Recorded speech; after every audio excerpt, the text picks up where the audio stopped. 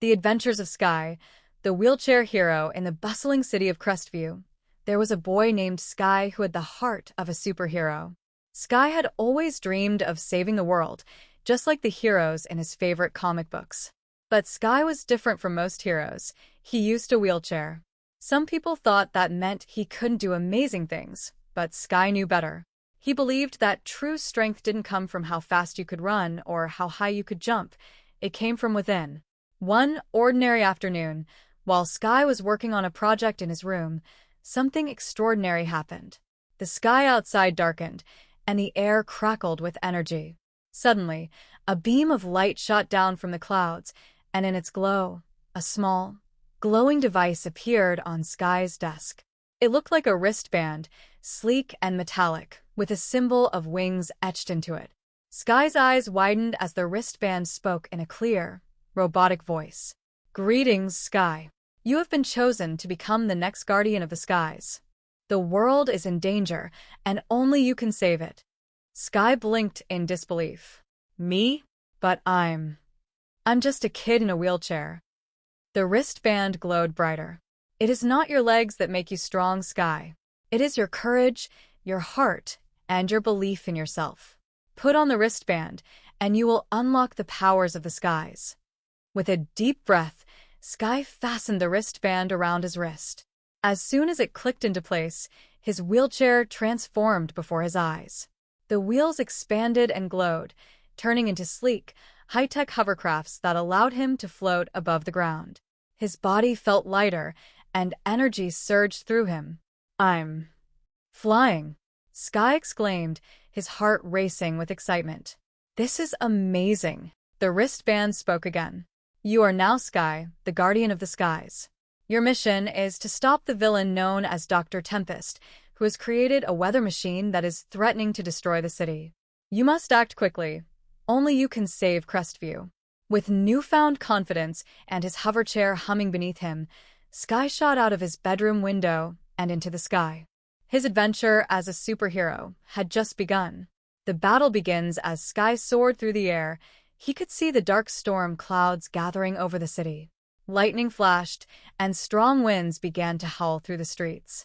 Dr. Tempest's weather machine was already causing chaos. Sky gripped the controls of his hoverchair tightly. "I have to stop this before it's too late."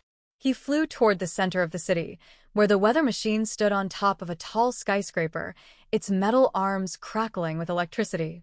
Below, people were running for cover as the winds grew stronger and thunder rumbled in the distance. When Sky reached the top of the skyscraper, he saw Dr. Tempest standing beside the machine.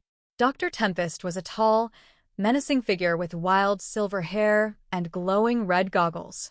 He laughed maniacally as the storm raged around him. "You're too late, Sky," Dr. Tempest shouted. "The city will soon be under my control.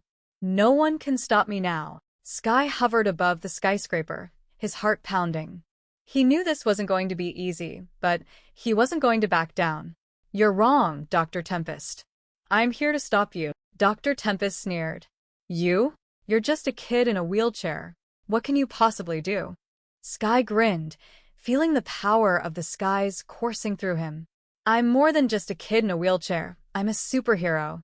The power of the skies. With a determined look, Sky activated the wristband, and blue energy shot out from his hands, forming powerful wind blasts. He flew in fast, dodging bolts of lightning as he aimed for the weather machine. Dr. Tempest's machine whirred loudly, trying to generate a massive tornado, but Sky was too quick. He used his wind blasts to push the machine's arms off balance, sending sparks flying.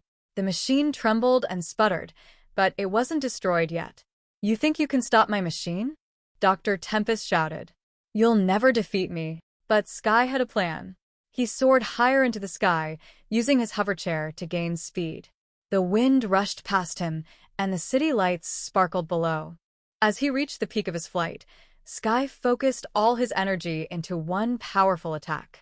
With a shout, he unleashed a swirling vortex of wind, spinning it around the weather machine. The wind wrapped around the machine like a tornado, pulling apart its metal arms and short-circuiting its power core. The machine sparked and sputtered, and finally, with a loud explosion, it shut down. Dr. Tempest stumbled backward in shock. No. This can't be. Sky landed smoothly on the rooftop, his hover chair touching down with ease. It's over, Dr. Tempest. Your weather machine is destroyed. Dr. Tempest growled in frustration, but knew he was defeated. Before Sky could catch him, the villain disappeared into a cloud of smoke, vowing to return one day. A hero rises as the storm clouds cleared and the winds died down. The people of Crestview began to emerge from their homes. They looked up at the sky, where Sky hovered triumphantly in his hover chair, the city lights shining below him. Look, it's a hero, someone shouted. He saved us, another person cheered. Sky smiled, feeling a sense of pride and accomplishment like never before. He had done it, he had saved the city. And not because of his wheelchair, but because of his courage, his heart, and his belief in himself. As he soared back toward home, the wristband spoke one final time. Well done, Sky. You have proven that a true hero comes from within. The skies are yours to protect. Sky knew that this was just the beginning of his adventures as the guardian of the skies. And no matter what challenges lay ahead, he was ready to face them head-on, wheelchair and all.